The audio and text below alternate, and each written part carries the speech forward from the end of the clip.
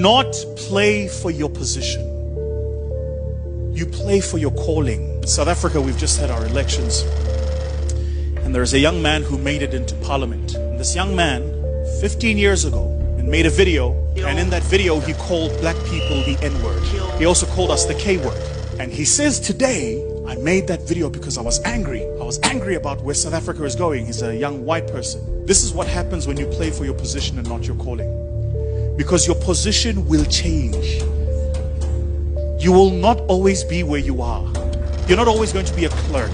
You're not always going to be a student. You're not always going to be an intern. You're not always going to be an understudy. You are going to be called to a higher place. Too many of us act in concert with our position. And when you are finally called to the place that you are called, suddenly the things you said when you were in a different position are now being used against you. Because you didn't think that when that time came, they would go back and look at the archives.